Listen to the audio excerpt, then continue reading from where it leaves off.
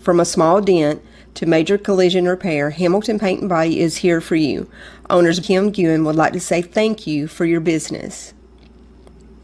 Northwest Alabama Heating and Cooling, blowing away our competition.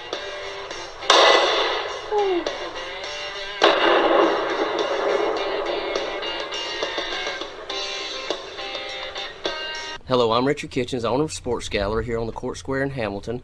I'd like to thank all of our customers and thank you for watching the Hamilton City Council meeting.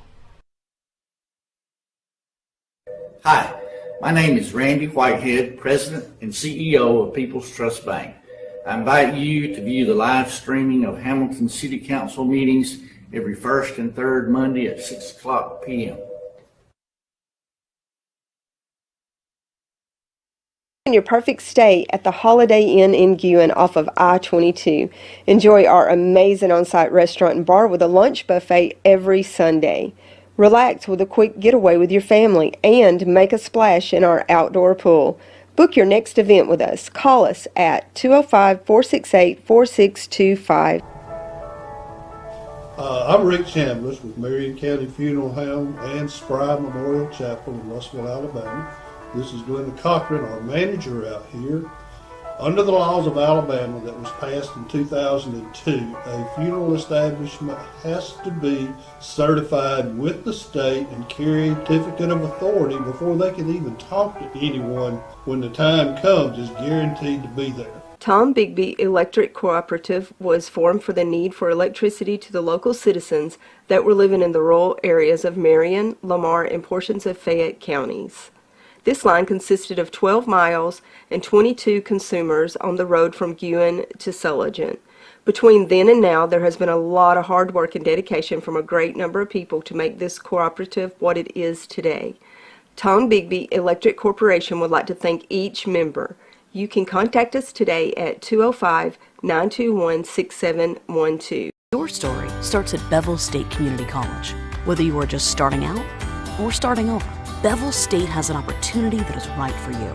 With 5 locations serving 7 counties, you don't have to go far to start your own success story.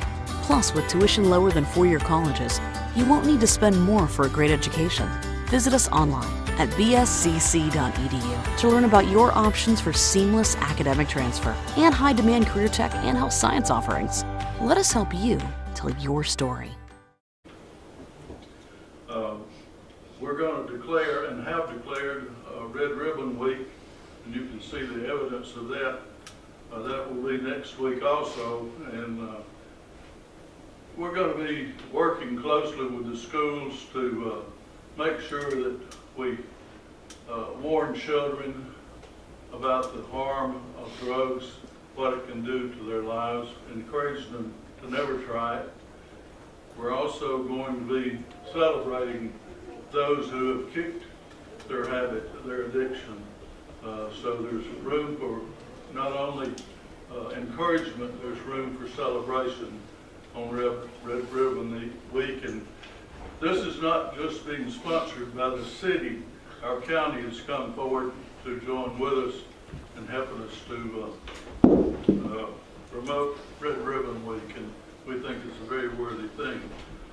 In addition to supporting Red Ribbon Week, we're also in support of Breast Cancer Awareness Month being October, and many people have been affected by this dreadful thing of breast cancer. So we need to be aware and support those who might be suffering with it at this time. Also, we are in support of the domestic violence abuse. We want to break this cycle of domestic violence, and we very much encourage that. A lot of that goes on across our nation, and even in our own community there's some domestic violence going on. So be aware of those things.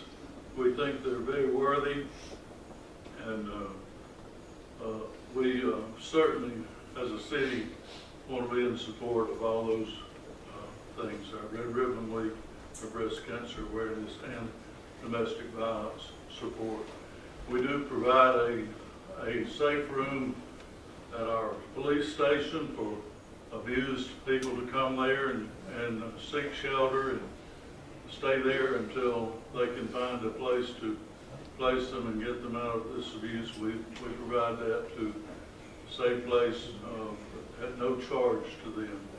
We've been doing that for several years now, and I think it's a worthy cause. Before we start our meeting, we'll mention tonight, we are also trying to adopt our 25 budget. Mr. Alan Cantle from Cantle CPA firm is here with us, and he's going to be going over a few details before we adopt the 25 budget. This will be the largest one we've ever passed if we pass it tonight, around $14 million. Takes a good bit of money to operate our city, but we're thankful that we have enough revenue to pay our bills and carry on. We feel like our city is progressing under its current leadership, and we're happy to say that our budget looks pretty good this year. We've spent a lot of money, actually, this past year and a half, building a nice track facility over here to enhance our economy. We're going to have lots of big track meets there, including college meets. But it's also going to be available to you. If you want to go over there and do your exercise daily, we're going to welcome you to come and walk and use our nature trails and places that we'll have prepared for you to come and enjoy. It's along the Buddy Hatchie River, very beautiful scene down there. You'll see when you go over, if you haven't been over, once you really know how beautiful it is. Our concession stands and our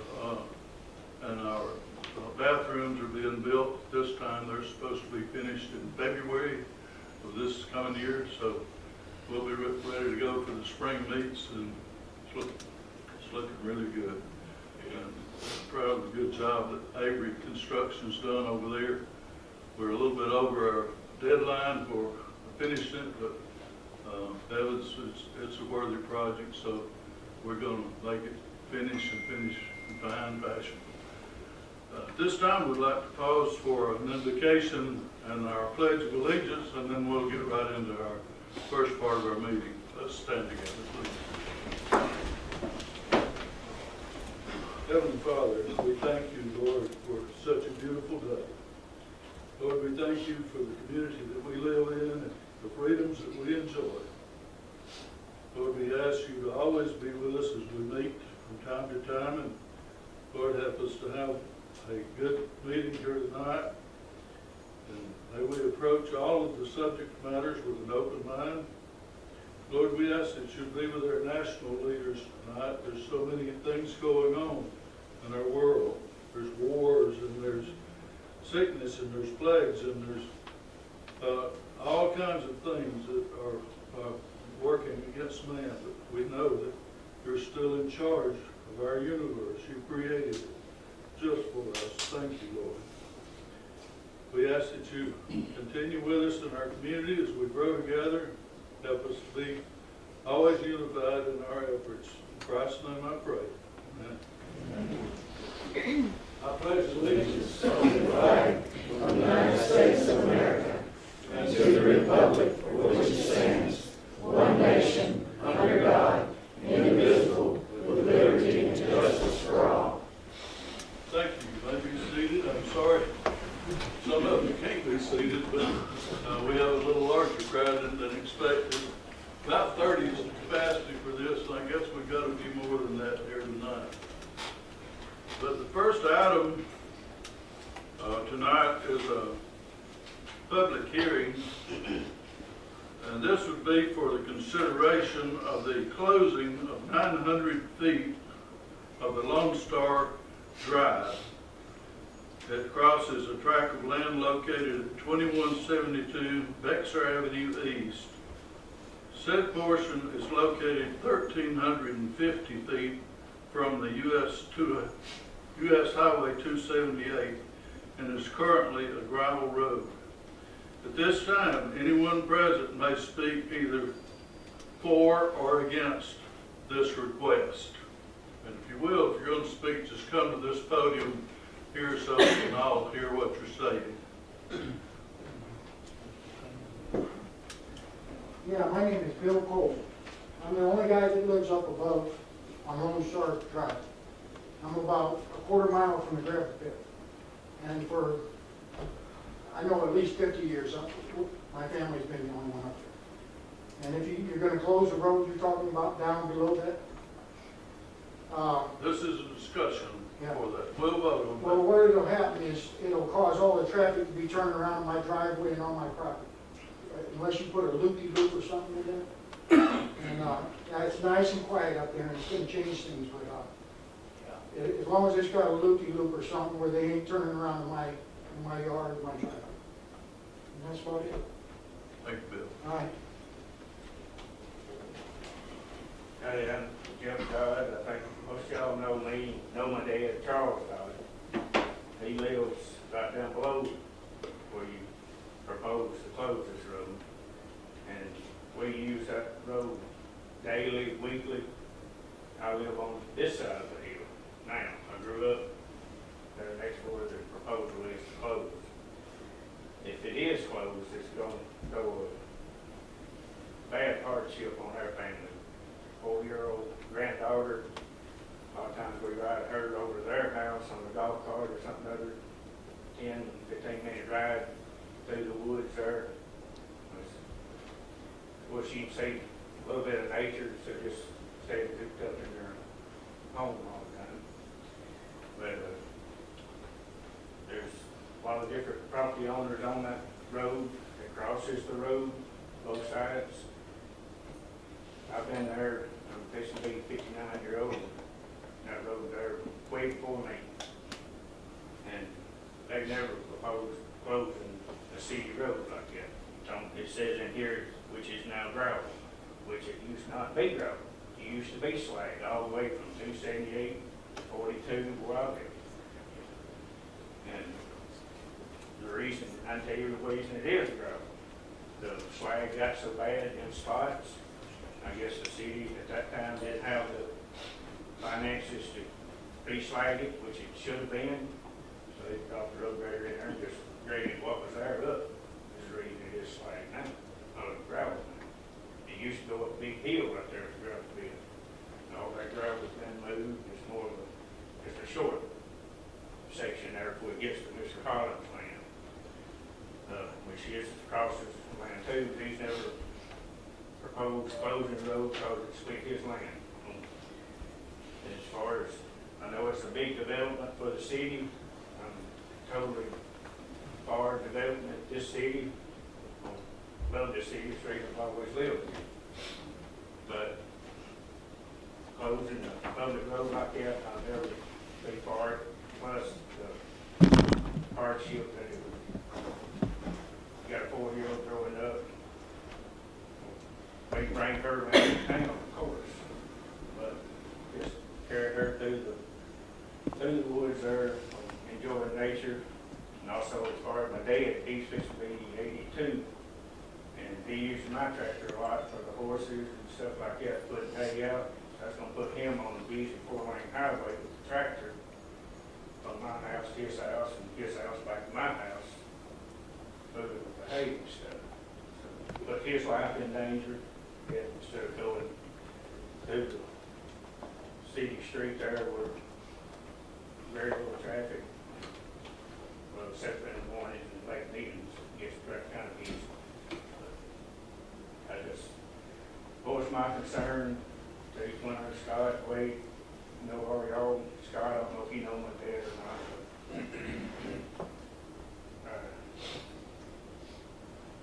but my vote, I hope be y'all's vote, is to not close this.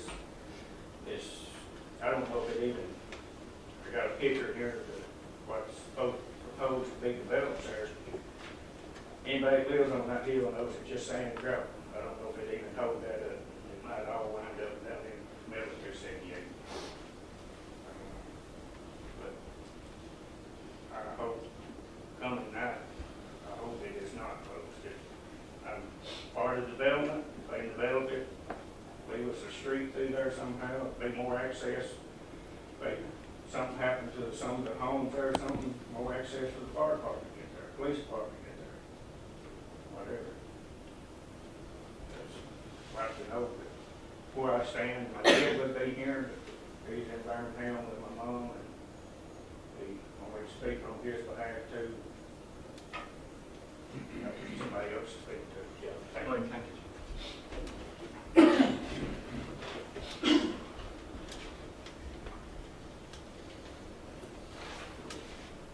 Thank you, Mr. Mayor and Council.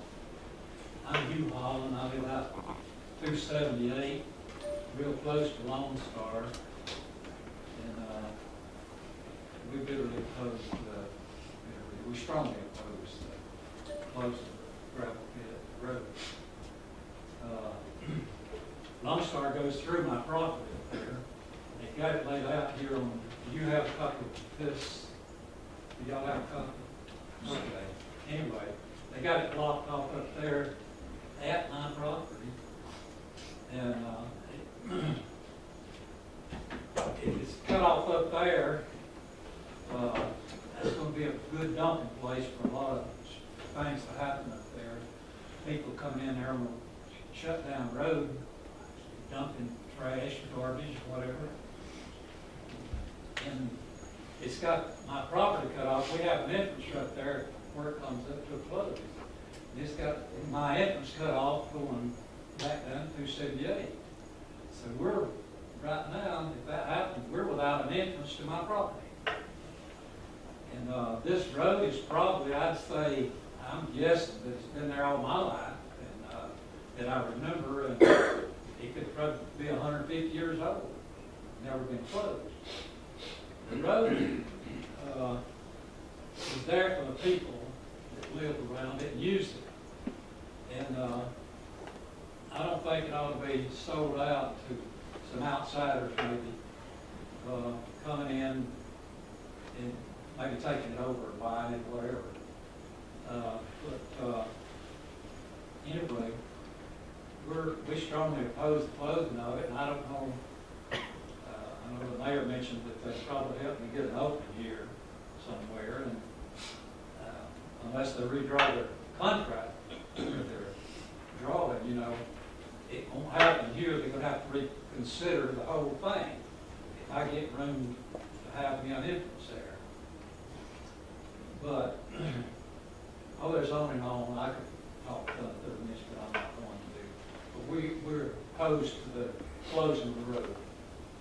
And I thank you for your time. Thank you.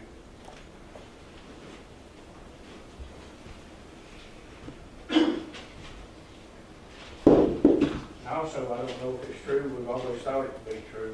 My dad drove Texaco yesterday for almost 40 years, well over 40 years. Texaco Star, we don't know if I think what the road got named, it was Lone Star Drive. It goes before me. Come on up, Tom. My name's Paul Herzig. I live at 1371 Milligan Street, which is one street over from Lone Star. I've lived up there going on 35 years now, I thought to say. I've got three concerns. Number one, publicity loop. It's going to be a dumping place. It's going to be a party place. Number two, you've got thousands of acres of land up there that's going to be logged at some point. Where does it go? On that main road, which is already tore up now. Correct? And it's hard. Just had it perfect 2 years ago. I mean, it was perfect. Now it's all patched up and everything. And the third concern is, where do we stop giving stuff away? We're going to give them this. Who's going to be next that comes up on the street? That's my three. That's all I've got to do that. That's right.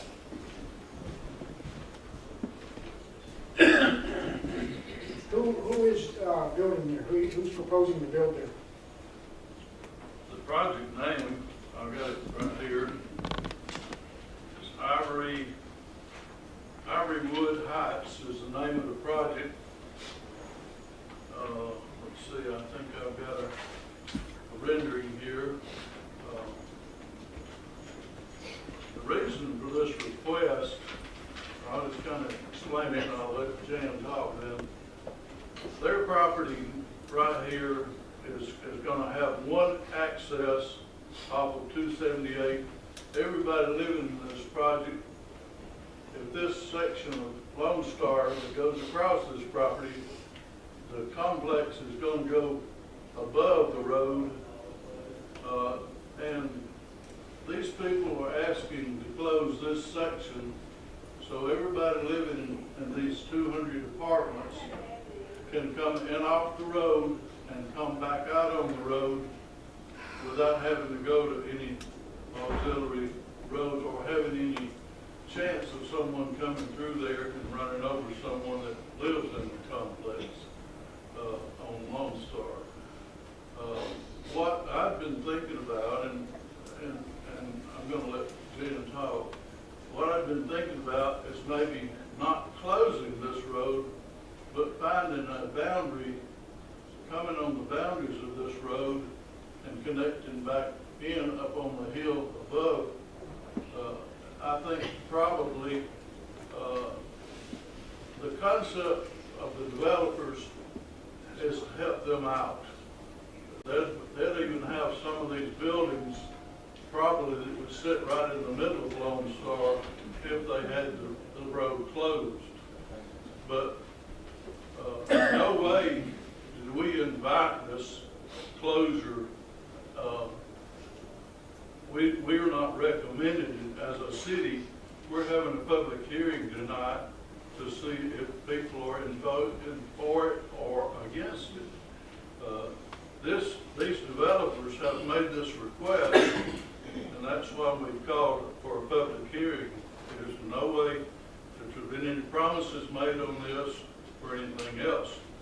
But we do want to hear from our public because this is the night for it. Go ahead, Jan. I'm Jan Hall. Our property that would be affected up there is 42 acres, and the road already cuts off 2 acres of our property, which I realized this would not affect that. But if that road is closed and we are raising timber on that property to be harvested, and of course we expected that the harvest would go out that exit there. And also, if the road is closed, that would devalue our property. It would damage the worth of our property because it would cut us off without a road that the log trucks could go in and out, and any other use that we might need. And also,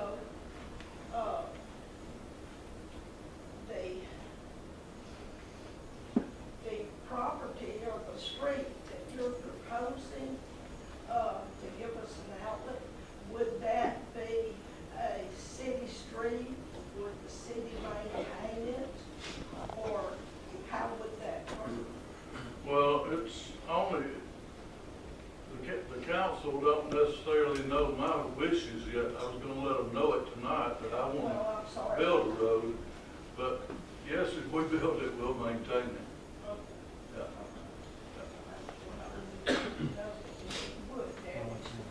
I've been trying to think of a way to make this improvement to the city, plus not hurt the landowners that are up there. I'm not out to hurt anyone. I'm here to help Hamilton progress. And these apartments are much needed. There's no question about it. We've got a shortage of housing. If we could figure a way to accommodate all people here, we've made a plus tonight. But thank you, Jen. Yes, sir. Okay, if they go through with that, wouldn't they do like they do in any projects or any development, like set the speed limit on that road at about 25 or 30 miles an hour? I don't see what the problem is. Speed limit, yeah. Well, it has to do with the land use more than anything, Dale. Yeah. Of course, you'd always have a speed limit, yes. And answer your question, you're right, yes. Hey, Teresa Holland. Yes, Teresa. I would love to see that map. I would like to know what's going on beside me, because I live there in that red brick house. Okay. And I would like, my concern is also, they need that road to destroy their property, because it is valuable to their property. I've been in their family for a long time. You know, I married Skip, but he's passed away now. And I'm by myself there in the house. I'm a widow. So I would like to know if there's gonna be a road on that property that's gonna go right there on that property from the 278 highway to those apartments, and what's gonna be going on beside me, because I'm gonna be by myself there. So can you tell me that? Can you tell me what's gonna be on? Well, there's definitely a connecting road to the 278. So there's gonna be a road to that property, to those Ingress apartments? and egress, yes. Yeah. Yeah. So can you show me where it's gonna be in the middle, next to my property, or on next to the other property, or what am I looking for? What am I gonna be? Right here. Just come right here. Here's the front of that property. It's gonna be right in the middle of their property. So the apartments are gonna be up on the hill? Apartments go all the way up past Lone Star. This is the section in question right here. So we start at the bottom of the hill. What they're wanting to do is make all of their streets come back into this road right here. They're on that place. Yeah. And this is a section that they're trying to slow the traffic down on or stop the traffic on so that there won't be as much immediate danger, because these people that live here will be acquainted with the roads that's built for them, and they will not be dealing with public roads crossing. So what about my privacy? What are y'all gonna do about that? What are they gonna put a fence up, or what's gonna happen there? Now, the zoning's already been done for the Yeah, apartment. we didn't know anything about it. We didn't know. We had a public notice and had a public hearing. Nobody was here to say We didn't know anything. about it, or we would be. We had it in the paper for several weeks in a row.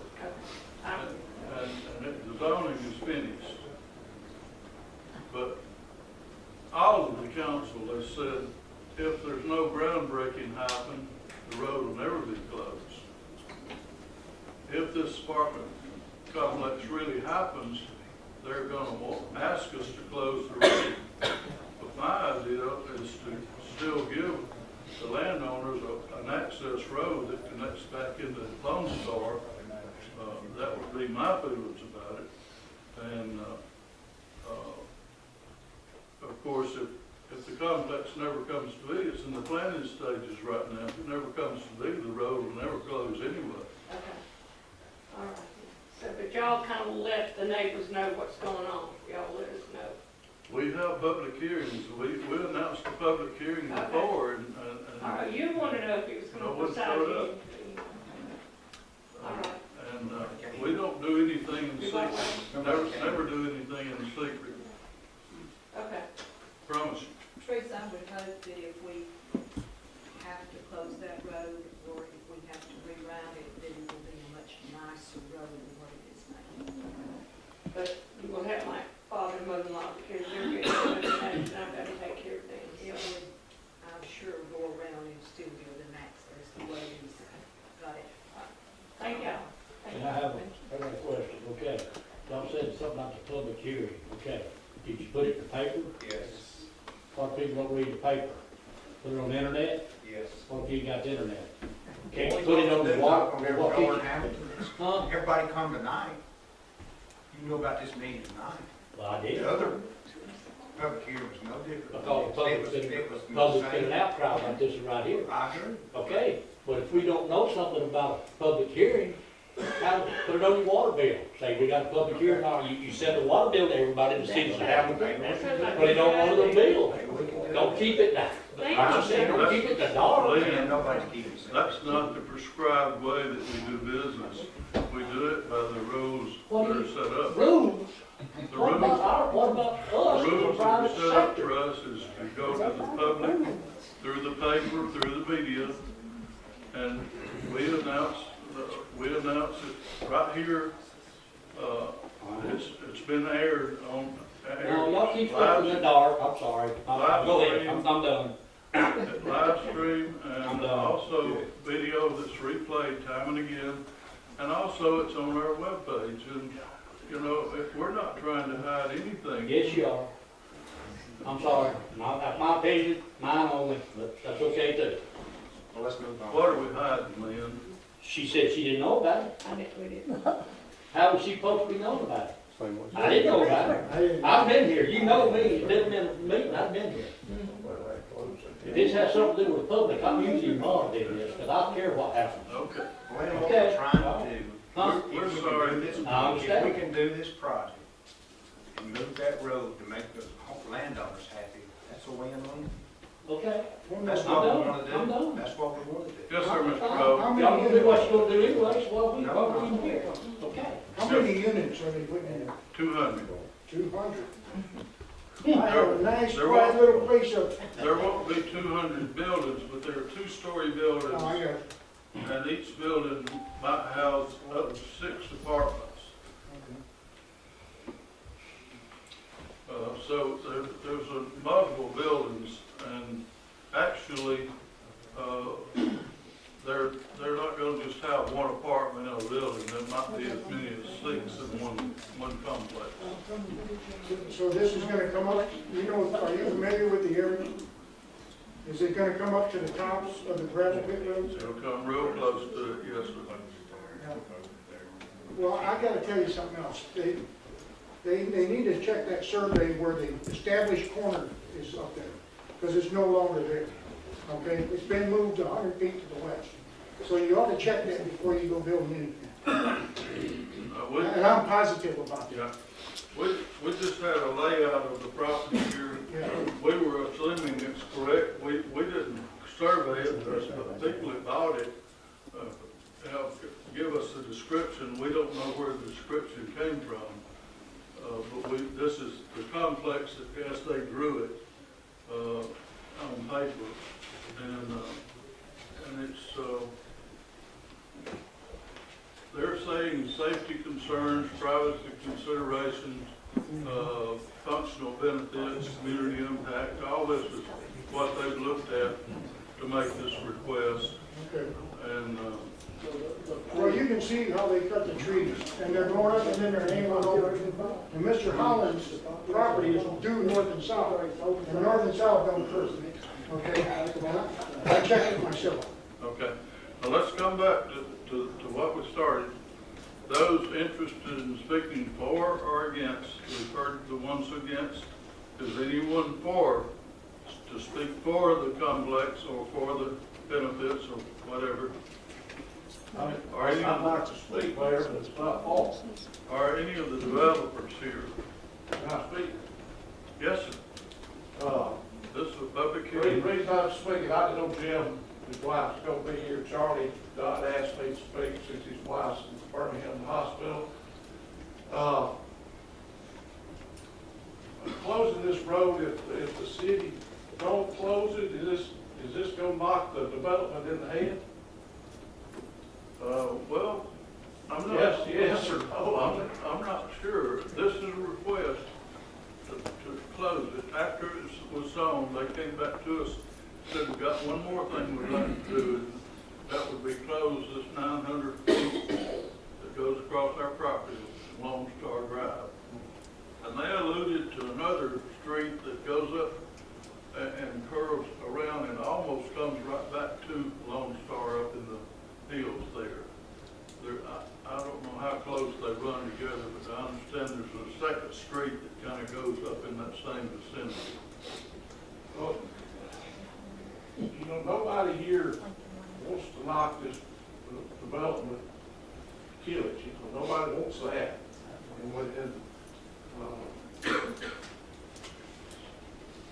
I don't know if the property's been sold or if it hadn't been sold. But, you know, I've sat there for 12 years myself. There's a lot of things you can't do for the citizens of Hamilton legally, but you can do everything you can not to hurt them. And there's several landowners here that's up in age that need that road. And once you close the road, it ain't easy to get back open. So, you know, I want y'all to take a long, hard look at this, because, you know, people use that road to go to work over there from 42. I mean, they go through there. But the person that bought this land, they knew that road was there when they bought it. I understand, or if they hadn't bought it, sounded like it hadn't been a done deal. I'm not sure, Tim, if it's a done deal or not. The whole argument point is contingent, you know, on the property. Let's say we don't close it. Let's say if we do close it. We're not going to close it unless it's a for sure thing coming. If there's a way to work it out, to get both, to have that road moved over up the property line or any way else to make the homeowners happy, that would be a good thing. We need to house them desperately. But I don't want to upset all the property owners. I grew up here all my life. I don't have any property up there. Everybody that's these property owners are not totally against it. Everybody that spoke I've known forever. So, I mean, I get it. If I lived up there, I'd probably be speaking too. But, you know, just keep them in mind, because, like I said, once you close that, You're right. It can be back open. it'll never be back open. And Mr. Cole wants to develop his property up there someday. But there's other landowners that might want to develop property that they, if this comes in, it might open the door. That's right, on top of the hill up there. So if we can work a way out to do both, let's do both. Well, I think the mayor's on the right track there, looking at something like that right there. Come up with an action. Yeah, put the road on this developer side there. Right. It's gonna be benefiting him. That's right. Like I said, nobody here, I don't think's trying to do away with this development, they just keep the road. And I'm just talking for Charlie. Thank you, Tim. Thank you. Anyone else?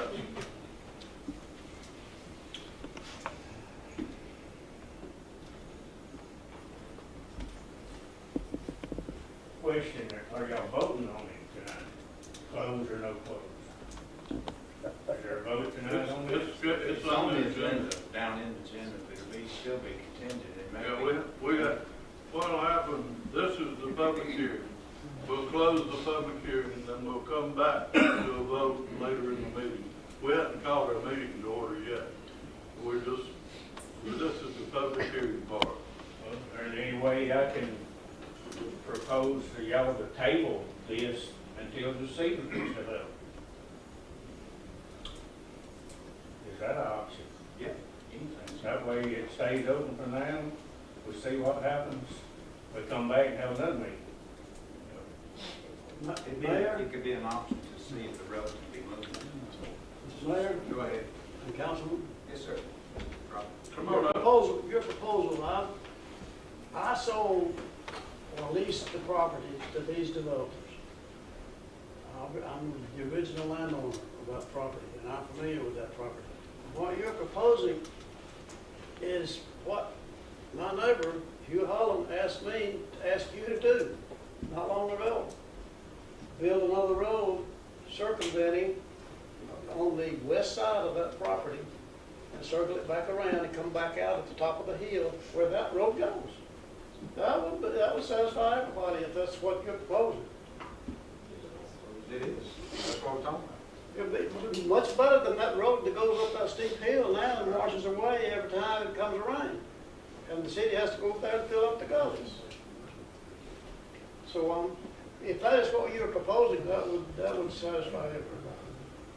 Who's gonna pay for the road? Well, it'll probably be built with our own machinery. It'll cost the city some money to build it. What kind of developer gonna pay for that? He's gonna be making the money on it, not the citizens. Hometown folks don't need to pay for it. That might be a possibility, Tim. If that's the case, why haven't you already redone the road that exists there already? I mean, these people are sitting up there, you know, without a road to in and out, you know. By the way, I'm Paul Roberts. And I don't even live over there, but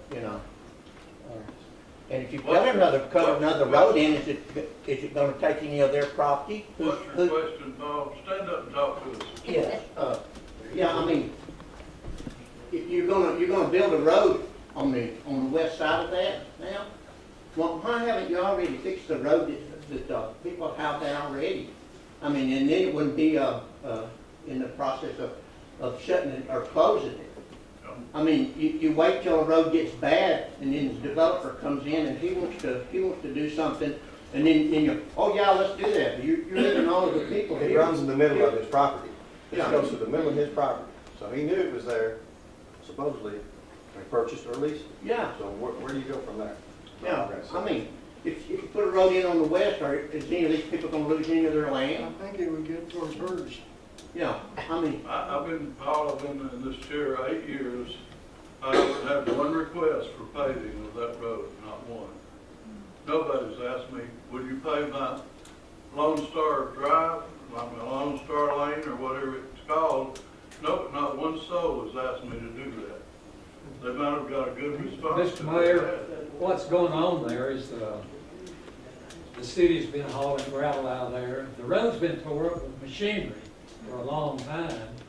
If it ever settled down, I think everybody would want to pay. City's what tore it up. It was paved. It was paved. One time cities tore it up, and I mean, they tore it up, looked like yours don't. Go up there and fix it. The logging's tearing the whole Lone Star Road. They had it fixed like you were saying, it was only 2 years ago. And they demolished it already. And now they're logging some more right beside my place over there. And it's gonna finish off what's right in front of my place. So, yeah. Logging has hurt a lot of our streets, our rural streets. Those heavy green logs will tear your little chip and seal roads all to pieces. And it's not always neglect from the city. There's not a lot of people that live on that road, so I guess we haven't had a lot of requests. They're just people who've used it have endured the gravel. And sorry, Bill, that we didn't get you a better road. Well, from my place back towards Lincoln, it's paved. Yeah. And they just did it, like someone was saying a couple of years ago, and it was beautiful. And now, then they cut. On above you, there's hardly any houses for. I'm the only one, Yeah. for a mile and a half. If Bill had come to my desk and said, I want my road paved, he probably would have got it. Yeah. Does everybody have to do a request to get roads paved, say downtown Hamilton? Or do you have to put a request to get it paved? what's the commissioner doing? Good question. They're doing a good job of patching it, Mayor. Well, I think we're getting off subject just a little bit. All right. Steve, you got a comment? Yeah, I've got 8, and from what I'm hearing, it more or less the people really, I'm proud to see us getting something up there, because I mean, it's a dump, we need to improve it, it'd be great for Hamilton. But at the same time, my concern is I've got 8 houses that joins it right there. I've got a little small mobile home park plus 2 mobile homes on the hill. I don't want to be left on a dead end, on a place where he is talking about, we'll go just dumping garbage and stuff like that. I don't have a problem in the world. They're going to guarantee us a road in there, hey, close that baby. But at the same time, I don't think the city, if we're going to give them, what is it going to be, 4 or 5 acres? The developer, how much land are they going to be getting when they get the road? We haven't given anything. Well, I know if we do that, how much would they get? So why can't we work out a compromise to swap them what they want for what you want, put the street on the backside? People don't have a problem, I don't think at all, from what I'm hearing, saying, you know, close it, but just make sure we've got access, you know, make sure we've got an open road. And that's my concern. I just don't want, I've just sold mine and got it set up and almost closed, and I don't want to lose a deal either because of it, but at the same time, I'm proud to see it come. I think we need it, but at the same time, I think there ought to be some kind of fire exit or something. You got 200 houses up there, you don't want one road servicing the whole thing. I mean, you got to look at the safety of our people that's going to be living in the city, because they're going to have some kind of back exit, you know, it's just a small exit where they can come and go. That's what we got to look at. You got to look at what, I mean, on your zoning deal, you're zoning stuff to benefit the city. And if you're going to benefit the city, then people need a way for a fire truck or an ambulance to get in and out. If a wreck happens in front of that road down there, You got 200 people trapped up there. Yeah. So, I don't think people here, from what I'm hearing, have a problem at all with closing the road. They just want to know they've got an access road to get to all their property. That's what I would want, Steve, truly, is that everybody can still get to their property. I don't want to close anybody off. I think that's a good If idea. we can't find some common grounds to make us a new road in there, I'd be opposed to closing it. It'd be a good even trade to trade that developer that street for a street behind him. I mean, I would think, especially if it's gonna be nice. There's actually more people that need the road than I even realized for their use to their loved ones and what have you. Even I talked to Stanley today, and he said, I don't like to deal with a lot of traffic anymore. I cut across, when I come to Walmart or to the store, I cut across the hills there to keep out of the traffic. And when you put a nicer road up there, I hadn't thought of that aspect of it. when you put a nicer road in, it's gonna help everybody in that community. What we're dealing with tonight, Steve, really is a request from the developers. Yeah. They've requested this road closure. We've not promised them anything tonight that we'll close it, but we were asked to vote in this body. This is your government you're looking at right here, except Ross. He took a new job today, but he's going to get to come back, be with us in the future. His boss is going to let him come from Tuscaloosa and make our meetings. His heart's still with us. But our goal here is to try to make this development come to reality. And in no way do we want to leave our people out of the picture. The people who've invested lots of money in land already up there.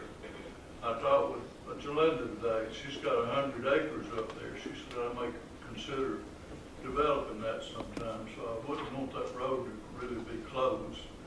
That's when I got to thinking. I'd already been thinking about it, but I got to thinking about how we could keep that really functional so that we could build a road around the edge of the boundaries there, the land boundaries. And, I would be very much in favor of that.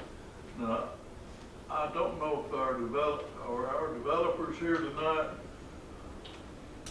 I got a message from Tyler that he was under the weather. I don't know if this meeting here. He was under the weather, so We'll have to negotiate some things, even with both, we'll still have to negotiate some things like, Tim Malcolm mentioned, who's gonna pay for the road. We might want the developers to share in the cost of that road, not just put it on the taxpayers, so to speak. So, yeah, with all these things that have come up tonight, we've had a suggestion from Sherry Armstrong to table our vote tonight till we get some more details worked out. Then we can all come back in this room and make a final decision. Because I think that there's an attitude of us wanting to go forward if we can make it work. We would like to have this housing. We've got a shortage of housing in Hamilton, Alabama. But we're not trying to, at the same time, hurt people that want to get to their homes or people that need to access their land. Like I say, we're acting on a request. The zoning's been made for the people to develop this land as it lay. But their request now is, will you close 900 feet of Lone Star so we won't have that additional public traffic coming across our complex that we're going to build. So I think that when we get into our meeting, when we get down to that portion of the meeting for voting, we'll table this vote tonight. Would that be kind of a consensus when we get there? Yes. So this vote won't take place tonight, and we'll work on some solutions for this. Is there any further discussion on this tonight, knowing that it's not going to come to vote? I make a motion to include this part. Okay. I'll second. We've got a motion then to conclude the hearing for the road foreclosure on Lone Star. Do we have a second? A second from Scott Robertson. All in favor of closing that hearing?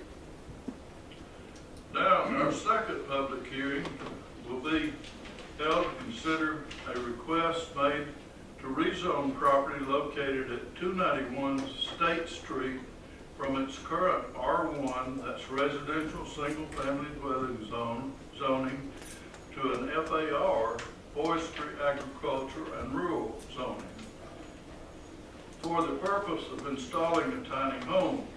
At this time, anyone present may speak either for or against this request. So this is a separate request that will be for rezoning a piece of property that's R1 that will be rezoned to FAR if it's a favorable thing. So it's open for discussion at this time. We want to hear from our person requesting this first.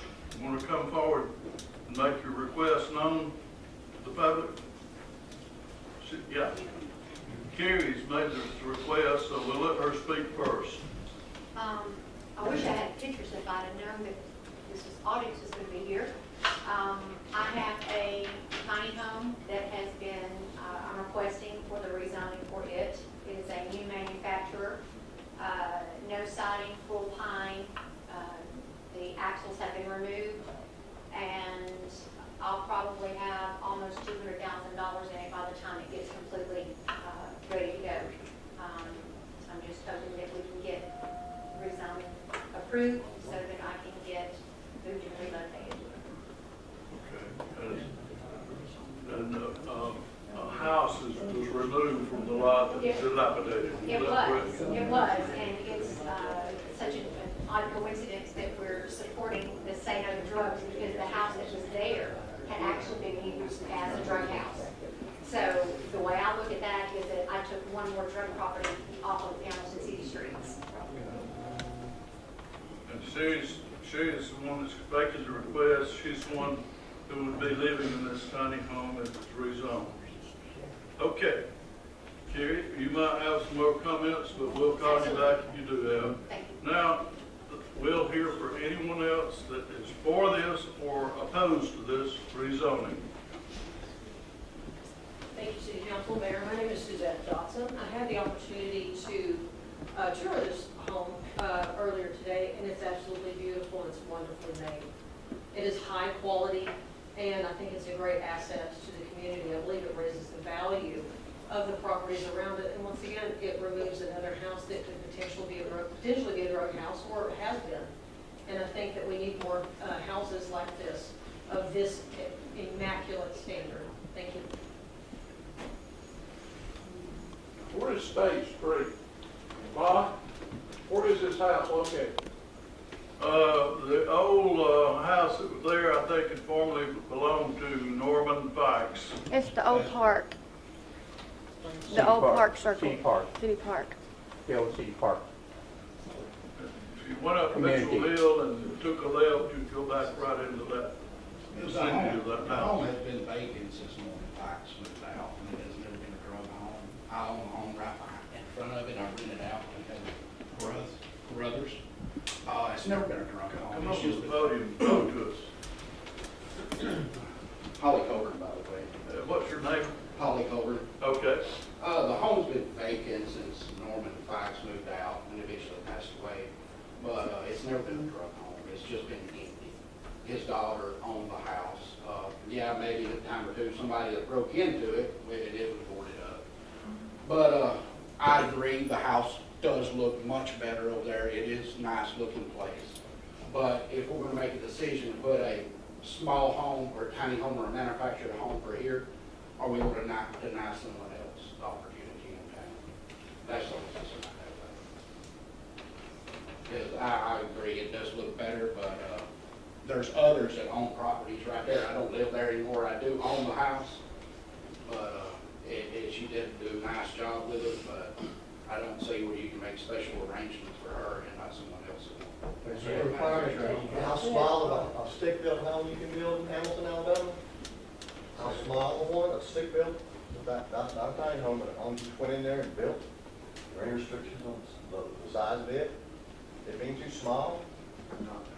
Thank you. Is there restrictions? Don't come back up to the front. I just have a question. You're good. I said, I got a piece of land, I'm gonna build a small home on it. How small? It's too small. Any restrictions on the size of it? The deal we're talking about on tiny homes is a manufactured home built in a facility that meets codes. Correct. And as far as if you build a house, we're not saying it has to be a big house unless some subdivision rules that get involved that may conform to that. But it'll have to be built to code. It just can't be something that's thrown up. But it doesn't matter what size. Yeah, a few two guys put together, it'll need to be built to code, you know. My understanding is that if it's manufactured home, it has to be at least 8 foot wide and 32 foot long. Am I right on that? 40 feet. 8.5 minimum by 40 feet long. Okay, I read in the ordinances 32, but I'll take your word for it. Yeah, so the definition under the Hamilton Yeah. law and, that's the difference. Okay, it was the Hamilton ordinance that I read. What ordinance number would that be, please?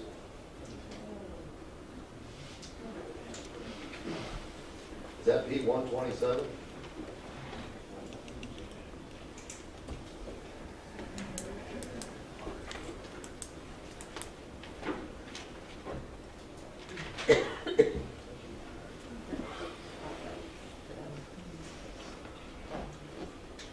As you all know, tiny homes is something that a lot of cities haven't had a good ordinance for. We have recently developed the idea that we're going to follow the manufactured housing codes for tiny homes as far as the way they're built, the chassis that's under them, the frameworks, this kind of thing.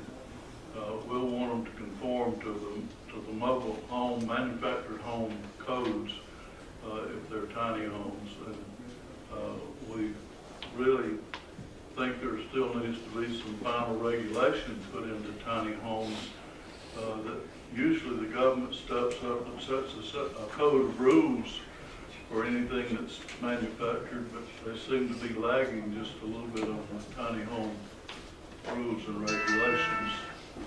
So we're developing a code as we go, and this is one of our earliest requests for tiny home zoning. And of course, the city doesn't want to make a lot of blunders in this. We want to do it right and follow a strict standard pattern. We want to go from day one, we want to be consistent with our decisions. Whatever we do, we want it to be done, and we want everybody to be treated alike. And we don't want to make special provisions for any person. We want it to be an ordinance that conforms to all. And we know that tiny homes are not going away. For a while, we thought tiny homes would be a fad and people wouldn't want to live in small confinement. But as it's proven out, tiny homes are going to be here, so we've got to have a good ordinance for that to be followed. And we're here tonight on this first rezoning for a tiny home that we've done. Paul? Yes, sir. Thank you, Mayor. I just have, you're rezoning over there in the Old City Park. You're rezoning that to accept a tiny home. So what's going to happen in my neighborhood when someone comes in and wants to say that? I mean, is that not going to depreciate the value of my home? Yes, You know, that I've put a lot of money into, you know, remodeling and all. Is that not going to affect my home if you come over to Steel subdivision, you know, and want to rezone that? I mean, how do you go by this rezoning because you're putting one tiny home? If you put one in, it's like they've already said, if you zoning for that, then anyone can come in and put a tiny home. By my $400,000 home sitting in the always been nice homes, you know. I don't have nothing with a tiny home, you know, but I don't see it spread out through the city and through each subdivision. Each subdivision should have a zoning clause. I think Oak Hill subdivision over there, it has a zoning clause. You can't even put a mobile home over there. You know, so now you're gonna come in and you're gonna rezone an area. I don't agree with that, you know, so I'm just voicing my opinion tonight, you know. Yeah. I mean. That's what public hearings are for. We're glad you came tonight. Yeah, you know, and somebody come in and build one and it's already set there, you know, and that, I don't know if it's built or not, you know. Yeah. I don't know where you're talking, I know where the house is at that they tore down, you know, but I don't know if the house is put in yet. Yeah. But if the home is already put in, you know, it's, you know, we're behind. It should have been done before the home was even built and put in. Yeah. So, you know, I mean, I don't want you to just come, hey, you know, you post it out and you say, okay, we're gonna have this meeting on this. And I don't know nothing about it. Next thing I know, I'm rezoned over there in my subdivision, you know, and here's a tiny home sitting there. You know, I'm not. Subdivision should have restrictions. Well, it's not the city, it's not that house a restriction. I mean, that's the old city park. I mean, everybody wanted to live. I mean, I thought that was real nice way back when I was young. When's the last time you been through the city Yeah. park? Huh? When's the last time you been through the city park? Oh, a couple days ago. Yes, sir. That's the home Isn't it? they put in there. Tracy Carter, live on I'm Spring not saying Street, it's not. just up I'm street not from saying it's said not. proposals. I'm sure you've all done your homework. Based on information I've gotten and been able to retrieve, Alabama right now does not have a very stringent restriction on tiny homes other than depicting the square footage. What I have come across in terms of HUD, FHA, according to federal regulations, because I keep hearing the phrase coined tiny home. According to federal regulations, manufactured home, when it reaches a minimum of 320 square feet of interior space when erected on site, regardless of whether it's considered a tiny home or not. So from 320 above, in this depiction, it's a manufactured home. Based on ordinances that I've read, and I've just been brought to light about a new one that I did not see that was available online. It's 44-2 under. Okay, what I see under 127, no manufactured home shall be located or sited within the city of Alabama unless it meets the following standards. And it's 8 years or newer. Am I on the right track here with what we have as an ordinance? The unit must be underpinned, so on and so forth. I propose a modification, with all due respect, to folks that can only afford manufactured homes or choose to just buy a manufactured home. But to put these into the middle of site-built stick homes is a devaluation of said homes, in my opinion, and based on what research I've done. The coined phrase tiny home, it's a tiny home style. I have nothing against them. You want to put it on a foundation? Put it on a foundation. I would like to add to that to make that a requirement. Put them on a foundation. Yeah. These homes, you know, can range from anywhere from 400 square feet or 321 according to federal regulations, up to 1,000. I don't know, based on what information I'm receiving this evening, there's no minimum square footage of home to be built in Hamilton. There's no restriction on the bottom. If it's 700-800 square foot home, fine, put it on a foundation. Out in the country, out of the city limits. I grew up in a mobile home. We were out in the county. Because we weren't permitted unless it was within a manufactured home park, or quarter, as they were coined back then. The city chooses to do that, or someone decides to develop a plot of land for that, for those tiny homes, and that's one thing. Now, I know on my street, we have some manufactured homes. They've been there close to 3 decades. Those are there. I mean, that's before our time. It is what it is. But to start adding more, and then start seeing other folks in the city, or even outside the city, starting to buy up property within these sick or site-built homes, and putting them up and then renting them out to our educational institutions and disrupting neighborhoods, is a big concern to me. Nothing against kids coming in, getting their education and having a place to live, or even new citizens coming to Hamilton and having a place to live. Put them on a foundation, make them a house. The research that I've done with those say it's a 700 square foot tiny home, which it's not, it's a manufactured home. It devalues any home in that neighborhood that's 1,200 square feet and above. And to me, that's counterproductive, especially for revenue when it comes to property tax. That's just going to lower everything. If it lowers the value, it's going to lower property tax revenue. That's what I have. If any of you have more questions for me with the information that I have and you want to get with me, let me know. I do, if you don't mind. Sure.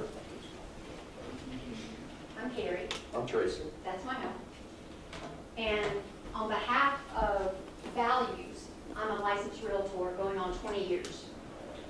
And when I moved back to Hamilton, the problem that I had, and I think I brought it to your attention several times, Mayor, was not necessarily the mobile homes as equally as it was dilapidated properties that had gone unkept for years.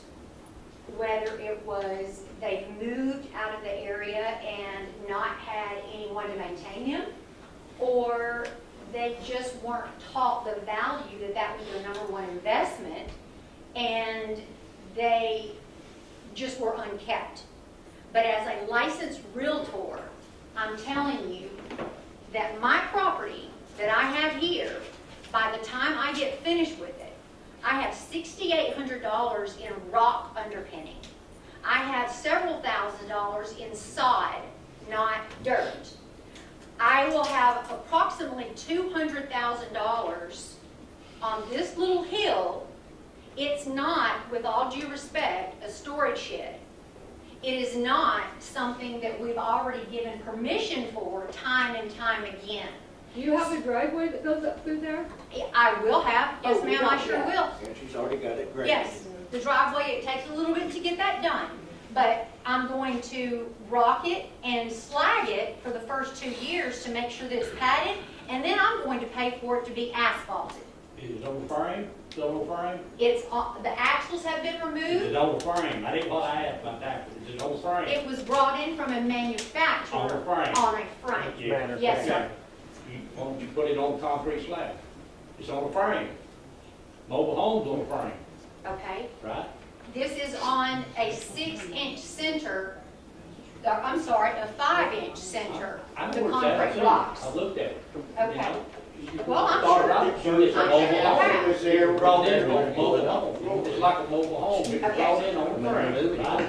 Before we get completely out of hand, I would like for the community to take a look around the community and compare it to what this is. Have you You're seen this degrading stuff? my house. I'm Okay. not, now you degrading my house then, right? I'm not, I am simply stating that the value of this is going to not devalue the communities, because as an appraiser, if I were to have appraisers actually here, they would tell you that they're looking at landscaping. They're looking at siding versus brick. This has no siding on it. This is pine wood, interior and exterior. So Is this a foundation or cinder block piers? they have 4 tie-downs in the front and in the back, and then they have cinder block piers in addition to the rock foundation. Kevin, quick question. The house you took down, what was the assessed at? And with all due respect, Holly, when Melanie and I walked through the house, there was paraphernalia there, and somebody had broken into the house, and they had been using it as drugs, with all due respect. That's all over town, though. You know? We don't live there. But she is making an improvement. So did you guys turn that into the police when that was found? The paraphernalia, was that formally turned into?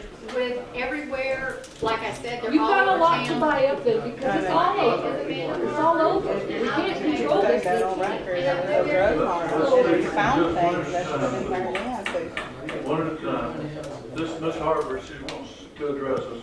I moved there in 2019, and the house, nobody lived there, and nobody had lived there up until Carrie tore the house down.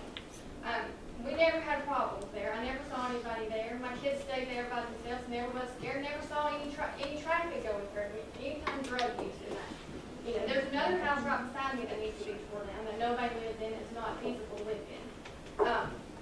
But, you know, the thing about my house is it was built in 1957, and it's still there, and it's appreciated, not depreciated, and manufactured homes depreciate in time. And my concern is, you know, I have a home there that I own versus, you know, somebody, we were gonna rezone for one person that wants to move in there. Rules are rules, and she didn't have any, I mean, she didn't have this done before. She never got permission to do this. True. Right. Yeah. So that's my problem, is she's done all this work, but she never had permission. I mean, it's not legal for her to have that there. Right? That's what we're trying to vote on. But I don't think that's right, that she just comes in there and does what she wants to do. And in my house and everybody else's house. That's what I have a problem with, is rules. And it goes back to what I had said before, I'll leave the name, but there was a couple of mobile homes that had burned in a mobile home park in the city limits, and that individual didn't get permission, and they didn't go back in with a mobile home that was 6 years or newer. They went back in with older mobile homes, and the mobile home park is doing the same thing that it was before. They didn't get permission either. So it's not a matter of, I was going through a divorce, and I had to have a place to go, because as a realtor, there is not any properties. As a realtor, you should know that. That's rules. You should already know that as a realtor. Exactly. Well, apparently they don't really have any rules for tiny homes yet. They want the, This is not a tiny home, sir. This is a manufactured home on wheels. most tiny homes are. No? Yeah. Yeah, well, yes. It's on the frame. It's on the frame. Yeah. I mean, it's movable. It's movable. If you bring it in on the truck, it's mobile, right? You ain't built for this frame up, slab up. It's a mobile home.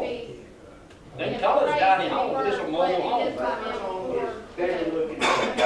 Huh? No, she's trying to degrade my house.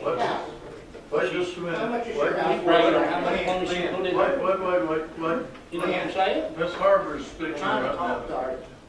I just don't think that it's fair for us to have to rezone for one person, make that a rural area. I mean, that's not a rural area, that's the city. That was the city park at one time. You know, I think we should be able to keep it like it is. And, you know, I don't feel like I have to suffer for somebody that wants to bring something in that's not fair. And it's not going to benefit anybody but her. It's not benefiting anybody. That's why we're having a public hearing. So that's my thing, is my house has been there since 1957. It was the Joe Sargent house.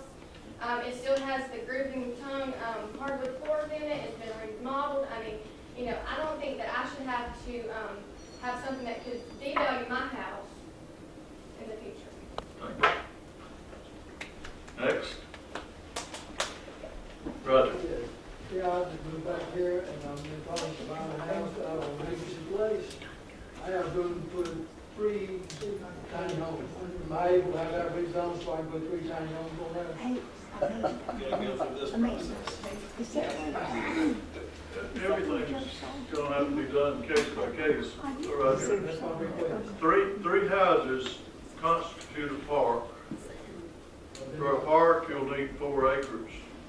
If you break down your lots in 1/3 acre lots with probably, if you had a description and the health department would approve your sanitation, your sewage, we would probably permit you to put 3 houses on that if there was room and you had septic or sewer. You would become a home like a tiny house. As long as it's not in the middle of a subdivision. This if it's not rules of subdivision, it's possible that you could ask to have it rezoned, as she asked us to rezone for her. And the deal is everything will be handled case by case. It won't be generic. If it conforms to a mobile home park or a tiny home park, there'll be rules for that. If you want to put one house on one lot, you've got to have a description for that one lot for it to go on. But if you put 3 or more, it constitutes a park. That's the way it would be. So that I could just request, I got room for at least one over there when I buy the property. So I can put that on there, that's just any questions. No. If it's not zoned for it, it can't be done. Well, she did. Well, has this been zoned for her already? No, the zoning committee met and sent it forward to this public hearing. The zoning has not been voted on. Okay. It'll be later tonight if we Then vote on it. I request that y'all also honor my request on November 1. If you were to come to the zoning board with a request, they would listen to you. Okay, yes. Hey, go build it Whatever first. your request is. And if they recommend it to go forward, then it would go to the same procedure, public hearing. Okay, that sounds great. First of all, she didn't go to the zoning board. I beg your pardon. When you started doing your stuff, you did not have permission. Thank you. You can ask. I was here. Did you get permission? She did come to the zoning board because I sat in for Scott. So before she tore anything down and did anything to come to the zoning board? No. You don't have to do anything to tear down a building. If you're trying to improve a piece of property and you own the property, you have every right to tear it down. Well, do you have the right to put it up there when it had been approved? Answer? And request, Okay. All right, I'm here from against it. Well, she's putting a house in, it's not my neighborhood, that does concern me. What if it would have been a mobile home? Are there a difference in a mobile home and a tiny home? no. Explain it to me, explain this to me. Hers is classified as a mobile home. Exactly. And there's mobile homes in that division. They were there before, that were there Okay. before. 12 years ago, They were That's grandfathered. and I was gonna put in a mobile home. Well, I came down here and confronted the council, which none of y'all was on it, whenever it was. They didn't even wanna talk to me, because the area I wanted to buy in, they said it was zoned. Okay, I'm a firm believer, if it's my property, am I not allowed to do what I want to do on my property? Nope. To pay the taxes on my property? Nobody pays the taxes on my property. If you're in a rural area, you probably can, but if you're in the city, you have to live with whatever the city ordinances are. Oh, so that goes against what, you're not paying for my house, you're not paying for my land, you're not paying for none of that. But you can tell me what I can put on my property. When you have an incorporation, city limits incorporation. That ain't what I'm saying. You have to have rules for that, Lynn, Rules on my property? on everybody's property. So I mean, I can't shoot nobody that come on my property? I gotta call somebody before they come on We're my not property? talking about No, I'm protecting talking about yourself. my rights as a homeowner, I can't do what I want to as a homeowner in the city limits town. You can't, That's- if you that's conform correct. to the ordinances of the city. Ordinance. Okay. You've got to have organizations that have a city. The city. I understand that. Yeah, so housing and business has to go, we're trying to keep our businesses going forward, going into these parks that we develop. We don't want them spread all over everywhere and interfering with folks' homes. We want the businesses in the business district. We want the homes in the homes district. We want the parks in the park districts. But we're trying to stay organized as best we can, so zoning is part of the city. Another thing, I've got enough room, you know where I live, I've got enough room to put a mobile home back there. I can't do that, right? Probably not. Why? What do you have it come to the zoning? I'll bring it to the zoning committee. But I got sewer, I can lay pipe, I can access that, there's enough room, there's enough safety room right there. For them to get that mobile home. Your case is in the future then. Huh? Your case is in the future, not tonight. Well, like tomorrow. Okay, thank you. Okay. All right. So we got rights before. My name's Ben Mitchell. I've lived in Hamilton since 2013. I've just left her house. Tiny as it is, it's gorgeous. It looks like an improvement to that area. There are rundown mobile homes, 2 of them on that same street. The problem is, okay, it is a mobile home.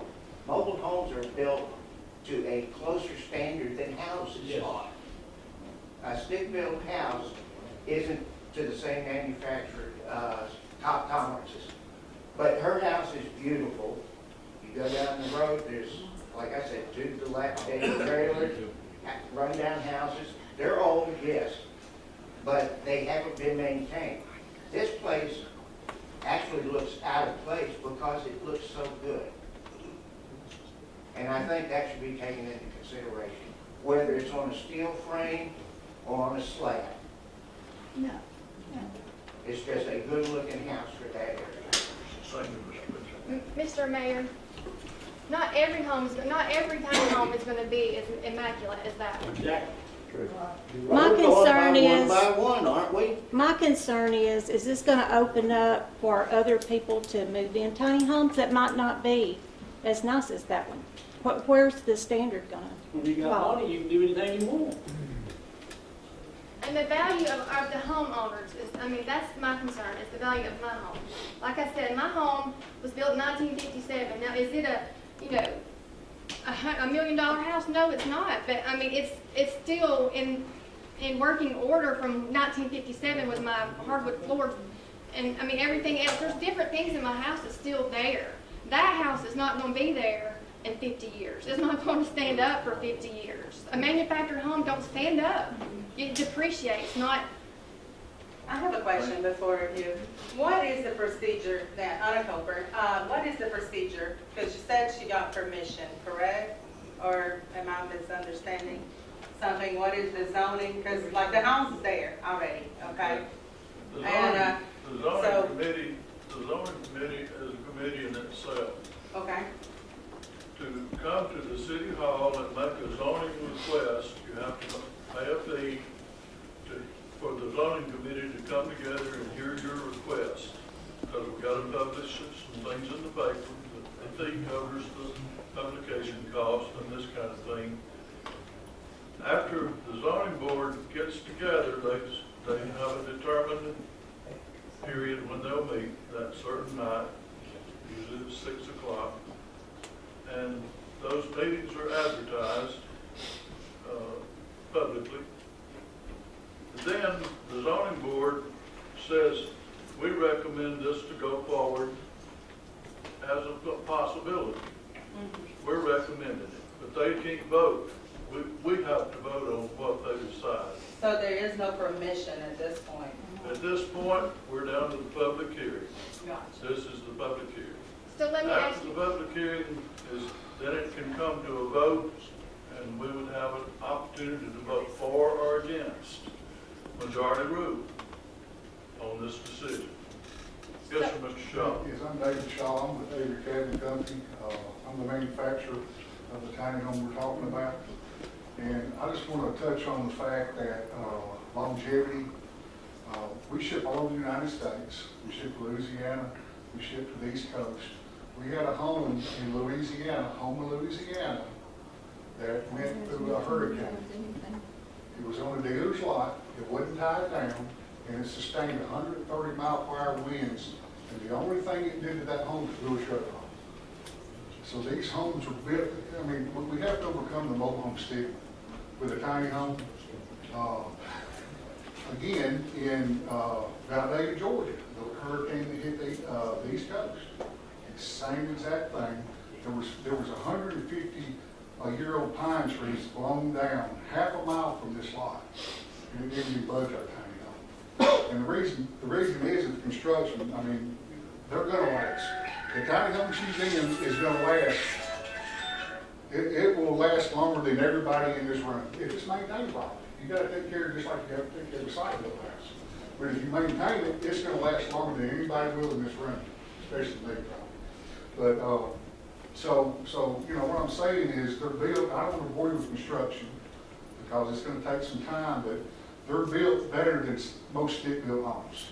They're 2 to 6 floor joists. They're 16 inches on the center. They're double studded every 4 feet. They're double perimeter rail. All the 3/4 OSB is screwed down. Not 2-inch staple guns, not a nail gun. Every floor is screwed down. Every sidewall, we use 3-inch screws, not any nail guns. The roofs are screwed down, no nail guns. We have 2 to 6 rafters in the home, where a lot of your, quote, mobile homes use 2 to 3 rafters. So these homes that we're talking about, the tiny homes, are built like a German tank. And they will be here a lot longer than a lot of us will be here. And then on top of that, as far as the, you know, the depreciation, they, you know, there's a stigma there too. They don't depreciate like they did 25 years ago. They're built better, they look better, they're more aesthetic. I mean, people love them. It's going to make her value, the value of her property is not going to go down. It's either going to sustain or it's going to rise. And so, and really, it's a fad in the United States of America. Tiny homes are coming on, and people really just need to accept the fact that these are built like a stick-built house. We're built to a code. Just using her home as an example, you got thundery pine throughout. You got granite countertops. You got Whirlpool appliance. You got a deep stainless steel kitchen sink. You got 11 to 19 insulation. You got a metal roof. You got 4 to 6 pine posts. The house is built better than a lot of homes that are built in Hamilton, Alabama. And that's the tiny home craze.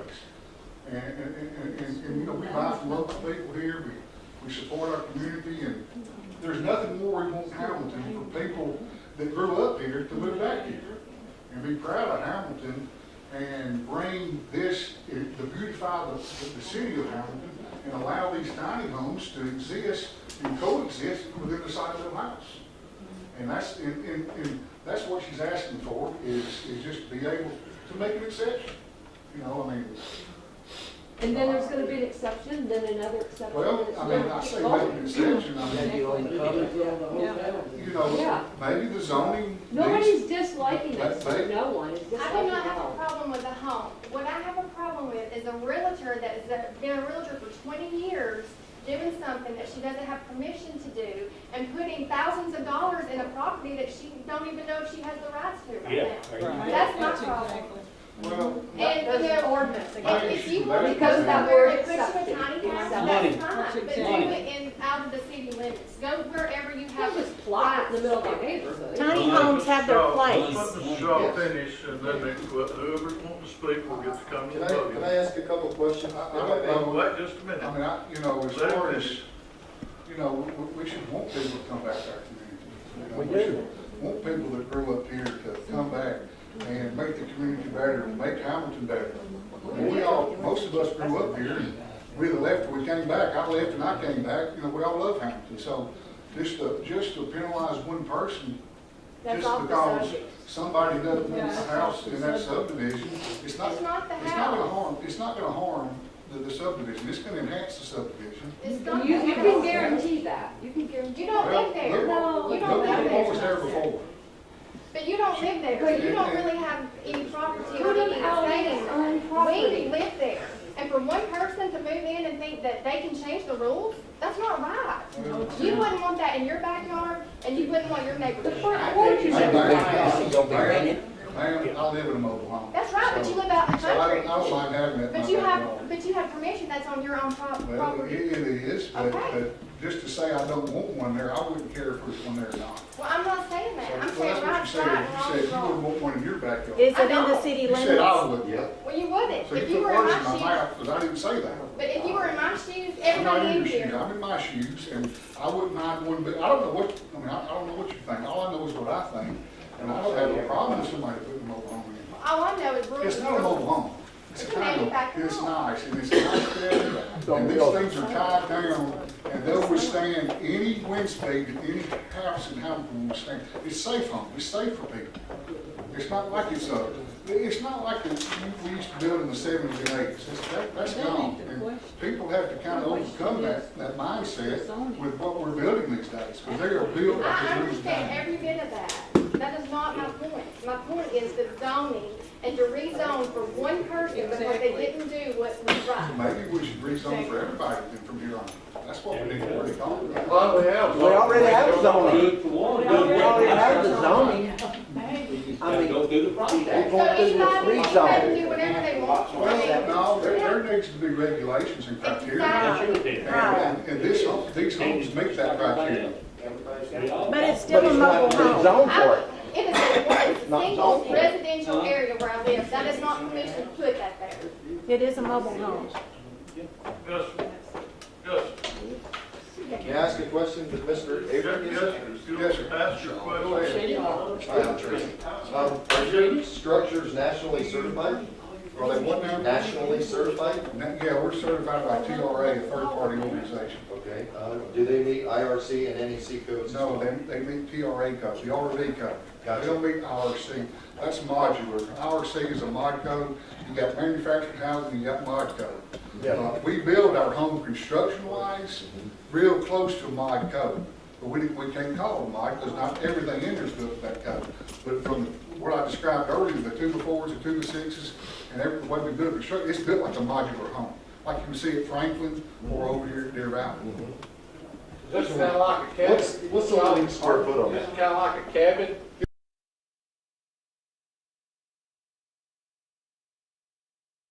Whirlpool appliances, and dishwasher, and washer and dryer. I mean, it's a turnkey operation. Can What's people the live living in a square mobile footage? camper? Can they pull up a camper and live in there? Pretty same thing, wouldn't it? What's the living square footage of that particular facility? Our facility, No, I'm sorry, the particular. I'm not sure the total square footage. Thank you. I have to pull it up. Sir, I have a question for you. Are they all built to your standards?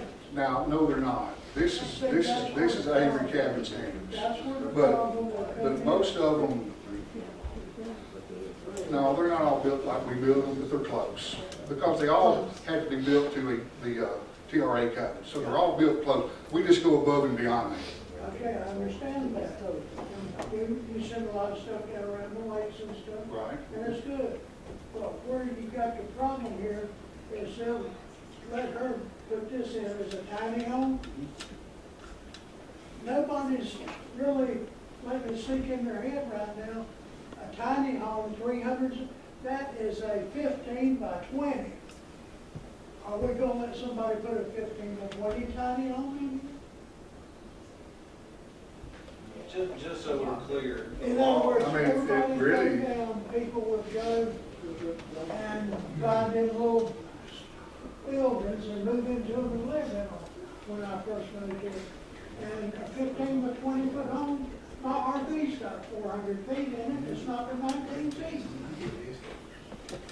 so just to be I don't clear, think the the size, I law, don't think the size would really matter, really. I mean, as long as it's Well, I'm built just saying to, as that- long as it's built to, if one person, a single individual, 250 square feet to live in, as long as it's built nice, I mean, it's okay.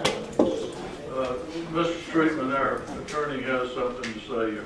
I was just gonna say that, just to be clear, in the city of Hamilton, there is nowhere where it's legal to live in an RV or a storage building or something that is anything like what other people are talking about. The only reason why this consideration even made it is because it does qualify under FAR. Because it meets the definition of a manufactured home pursuant to Hamilton law. Not anything else, which is basically 8 by 32, and it has to be on a chassis, has to be manufactured within the last 8 years. Actually supposed to have a porch on the front and the back. I mean, there's laws about that you, in order to put something like this in, that it has to meet all those standards. But as it is right now, this property is owned R1. It has not been changed, and this is the public hearing.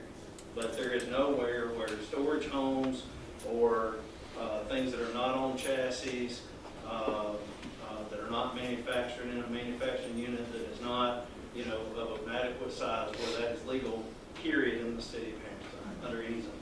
Okay, sir, I wasn't saying it was legal, it was being done. They'd run a drop cord, put a light inside it, and you'd see 3 or 4 people living in it. I ain't never said it was legal. Okay. We've got just a couple of minutes. If anybody else wants to speak for or against the zoning. Are you voting on this tonight? It's on the agenda. It's on the agenda. Yes. It's not in the public hearing section, it's in the agenda section of the So if meeting. it's rezoned, what will it be? Pardon? If it gets rezoned, it'll be considered what? FAR. Okay, what does FRA stand for? What's The request is to go from R1 to FAR. And What's FRA? R1? What's FRA? FAR. Okay, what is that? Farming, agriculture, or rural. And so that's not Spring Street. We have that zoning in Hamilton already in certain sections. It's R1 right now, that's residential one, one family. So does that is there a number of homes that have to be on there? Like, how do you, what's the regulations to be able to change that from what it is now to the? It's just that single piece of property, or is it more property? Is it the whole neighborhood? No, it's just their own. Well, we apply to one lot in this case. Oh, wow, that's. So one lot's gonna be rural and the rest is gonna be city. So is our taxes gonna be different then? No. Why not? It's We have farming. FAR properties scattered throughout the city now. It depends on whether you're business one, business two, residential one, residential 4 families, apartments are different.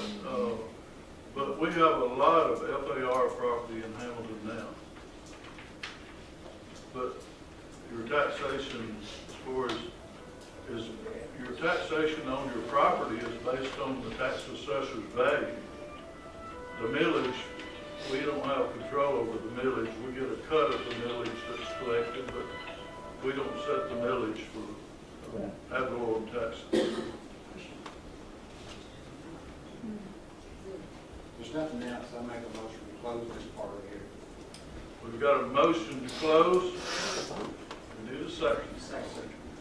A second from Scott Tower. Those in favor of closing this section? Okay. All right, now we'll move on to the regular meeting that we had made plans for. So you folks are welcome to stay and see if we vote or table. We'll do one or the other. Item 1 on our regular schedule meeting tonight is a recommendation to approve the minutes of the October 7th City Council meeting. Sherry, October 7th. Scott Gyra, all those in favor of approving those minutes, thank you. Item 2 is a recommendation to approve funds for $75,300 to be used for the expansion of and improvements to the baseball field locker room structure. Those funds will be used for this project because of the Recovery Act, Recovery Act. To do this with the got a motion. Scott Robinson, Jamie second, all those in favor of those improvements. Item 3 is a recommendation to adopt the 2025 budget for the city of Hamilton and the Hamilton Water Department as presented by CPA Alan Capital. Alan, you've given us an overview of this. Would you like to comment on any portions of the budget tonight before we vote on it? We've got the figures here for you. We're having a meeting. Y'all please be attentive to our meeting, please, so we can hear what Mr. Cantrell has to say. But our budget this year is the first time we've worked with $14 million with the water and the city budget. We are budgeting a surplus. But we do have several projects that we think we might do. I have listed those on page 4 at the end of the budget after our debt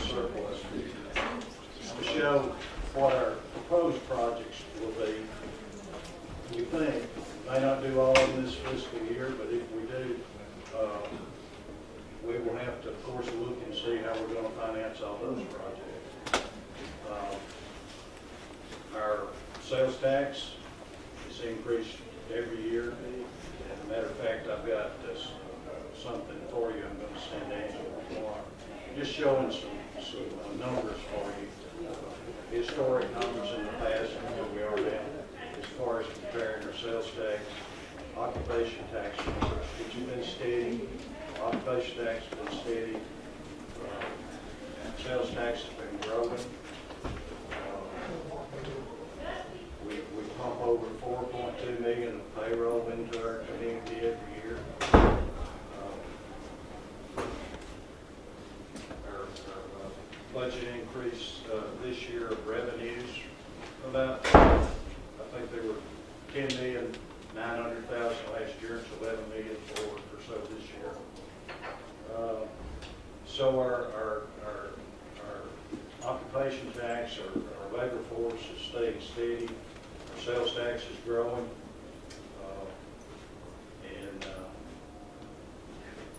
like I said, I told you that we have our accounting system can get you any breakdown you want of these budget numbers. We can give you,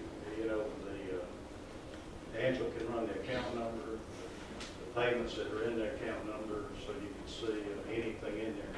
And I urge you, if you have any questions about anything, of course, just contact Angela, and I'll work closely with her, and we can get you an answer. But the city revenues are healthy, sales tax is healthy, and which is a good thing.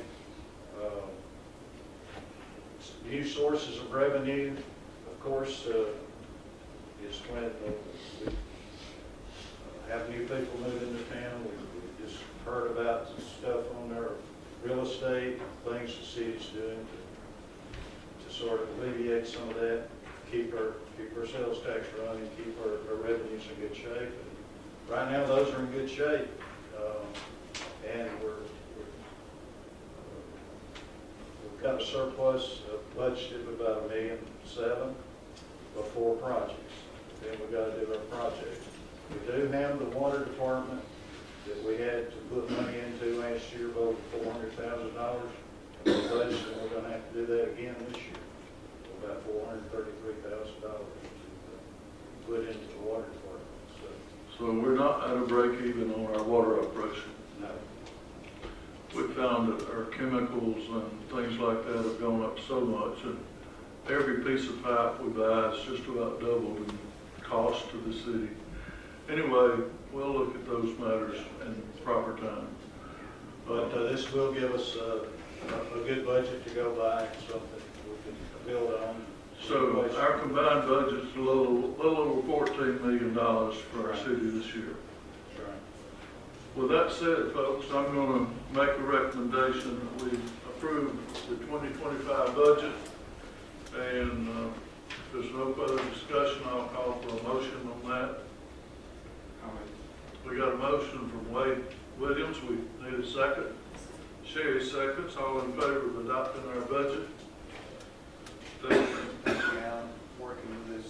Alan, we appreciate it. I know you're looking at our water and sewer rates right now, and we'll get back to that at the proper time. All right. Item 4 is a recommendation to hire Hunter Swinney as our new meter reader for the city of Hamilton. This will be replacing one that we've recently lost, and I need a motion and second to take care of that business. Got a motion from Sherry, need a second. Scott Tyra, second. All in favor of this hiring? And we'd recommend Hunter's pay at $17.64 per hour. That would be his entry position. And we need a motion and a second to pay Hunter. Got a motion from Scott Robertson. We need a second. Second from Wade. All those in favor? Thank you. Item 6 is a recommendation to hire Daniel Richards as our new wastewater operator trainee for the Hamilton Water Department. And we need a motion to certify him. Got a Sherry. Need a second. Scott Robertson made the second. All those in favor of that hire? Daniel will be our trainee, and we recommend the entry pay for Daniel Richards for this particular position at $18.16 per hour. This will be while he's working out his apprenticeship and getting certified as an operator. I'll make that motion. Got a motion from Scott. We need a second. Got other Scott is second. We need to vote on that at this time. Thank you. I'd like to say we had probably 2 dozen or more applicants for these jobs, so we appreciate everybody. And what to say additionally, keep your application in with the city if you're interested in working with the city. From time to time, we have another job to offer. We never know when one will come available. But keep your application fresh. Make yourself known if you want to work for the city. We've got a job to offer all along. Item 8 is a recommendation to approve or deny the closure of 900-foot portion of Lone Star Drive as presented in the public hearing notice. And do we have a motion on that? I'd like to table this. So we need to get some more figures. We need to figure out this road. We still got some work to do. We've got a motion to table this particular vote. Second. We got a second on that matter. All those in favor of tabling the vote tonight? Okay. On the Lone Star closure that was heard in the public hearing, that vote did not happen at this meeting. It'll be coming back up on the agenda if you want to watch for our agenda for it. Item 9 is a recommendation to approve or deny the request made to change the zoning of property located at 291 State Street from its current R1 zoning to an FAR zoning as presented in the public notice hearing. What's your pleasure on that, council? You want to bring it to a vote?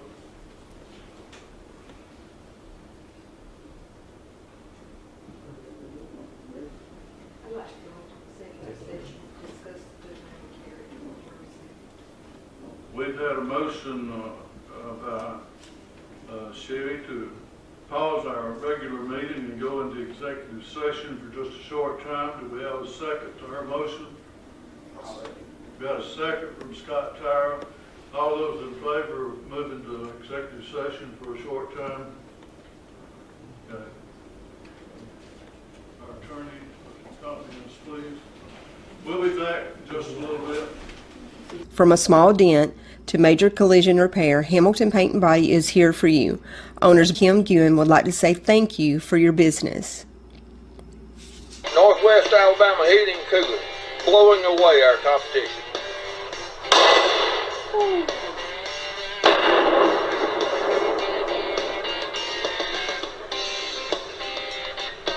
Hello, I'm Richard Kitchens, owner of Sports Gallery here on the Court Square in Hamilton. I'd like to thank all of our customers and thank you for watching the Hamilton City Council meeting. Hi, my name is Randy Whitehead, President and CEO of People's Trust Bank.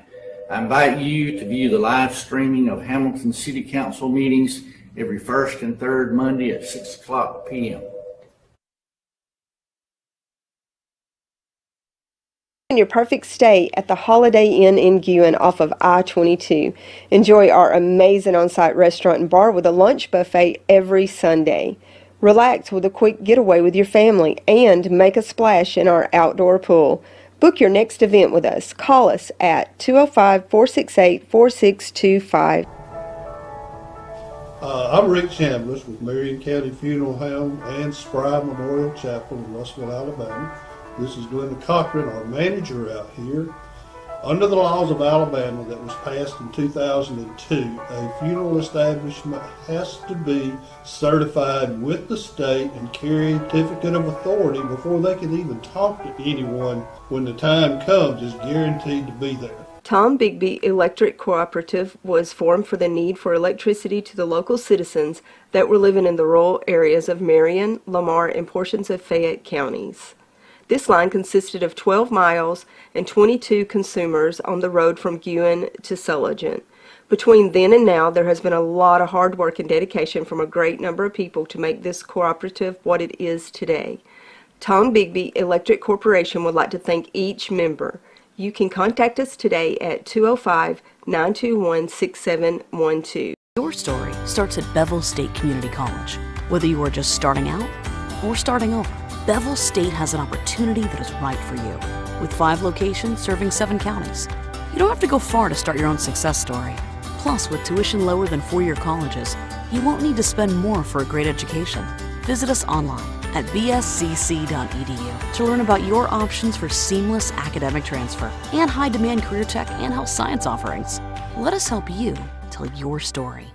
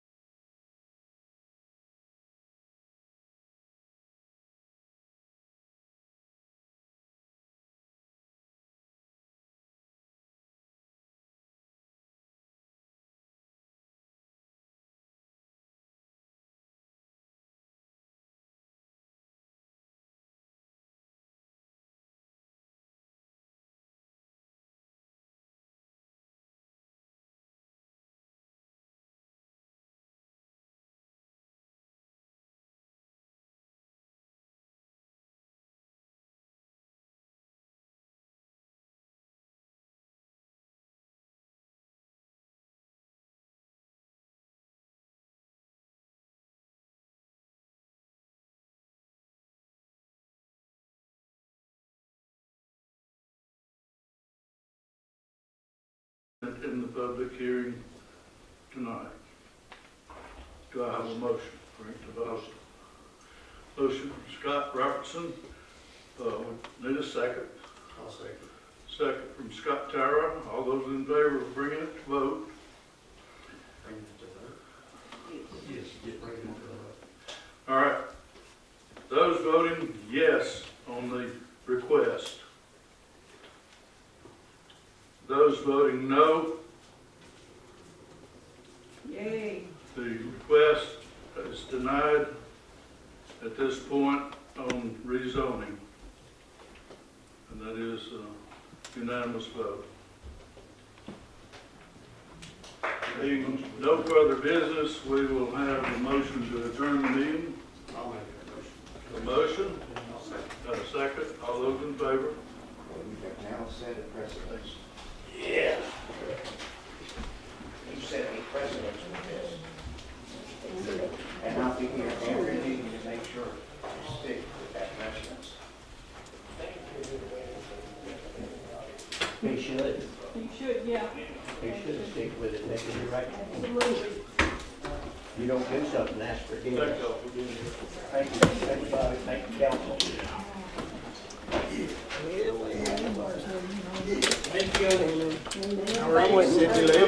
From a small dent to major collision repair, Hamilton Paint and Body is here for you. Owners Kim Guin would like to say thank you for your business. Northwest Alabama Heating and Cooling, blowing away our competition.